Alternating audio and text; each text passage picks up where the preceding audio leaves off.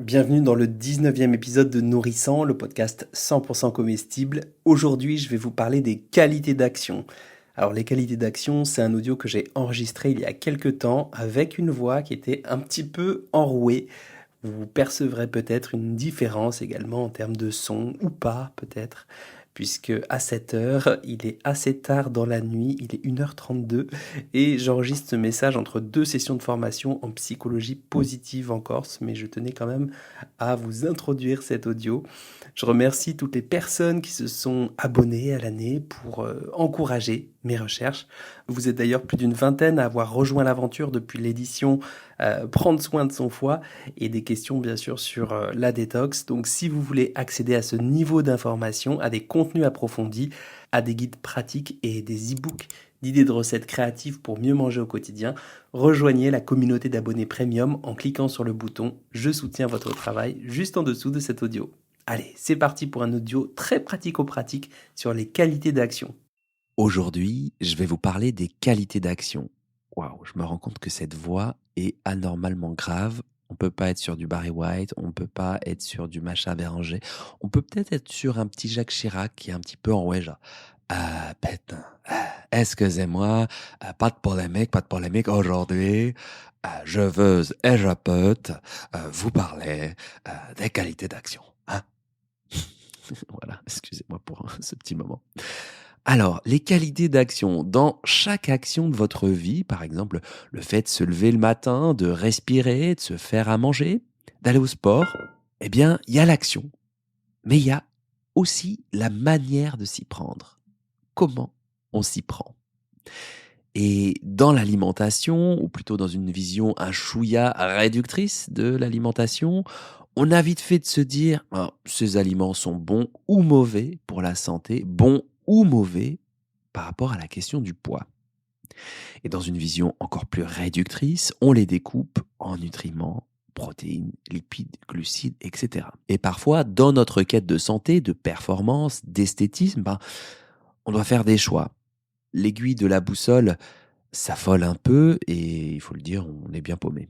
Par exemple, on peut se dire, je sais qu'il faut pas que je grignote des trucs sucrés dans mon projet de perte de poids et en même temps j'en ai envie. Eh bien, c'est là, notamment dans les moments de doute ou de bazar un peu dans la tête, que les qualités d'action peuvent servir de relais. On reprend l'exemple de la perte de poids. Bon, là, faut qu'il se passe quelque chose, hein, j'en peux plus. Ouais, à quel moment je me suis laissé autant aller? C'est quoi cette baleine dans le miroir? C'est pas possible. Et là, pour se mettre en action, il y a les objectifs généraux et larges, en mode, je veux prendre soin de moi, je veux prendre soin de ma santé, je veux bien vieillir, plutôt que faut que je perde 5 kilos tout de suite. Parce que déjà, c'est pas toujours facile de perdre du poids. Ensuite, si on y arrive, on le barre de sa checklist, on dit ça y est, c'est fait. Et on vit surtout avec la peur de les reprendre. Ok, donc il y a les objectifs généraux. Ensuite, il y a ce qu'on met en place comme action concrète. Et scoop, ça ressemble pas à je bois des substituts de repas à 200 cales. Merci beaucoup, au revoir. Et enfin, il y a les qualités d'action. Les qualités d'action qui sont un mélange entre la manière de s'y prendre et l'état d'esprit qui nous anime. Un petit peu l'élan qui vient du cœur, j'ai envie de vous dire. Un peu comme si vous aviez le choix entre deux profs pour apprendre un instrument de musique. Il y en a un qui est colérique, sûr de lui, qui vous juge, qui vous critique, qui vous tape sur les doigts à l'ancienne. Donc on est un peu angoissé à l'idée de prendre cette leçon. D'ailleurs, le mot leçon est assez bien indiqué. Et l'autre qui reste exigeant, mais plus patient, qui vous fait apprendre la main droite, puis la main gauche, qui vous fait reprendre les mesures, mais qui est plutôt chaleureux et qui ne se formalise pas à chaque fausse note. Je vous pose la question, avec quel prof de piano vous aimeriez apprendre sur la durée? Alors même si c'est psycho, on va quand même rentrer dans le détail et être un peu plus concret. Appliqué à l'alimentation, voici les questions que vous pourriez vous poser pour trouver et peut-être incarner ces qualités d'action.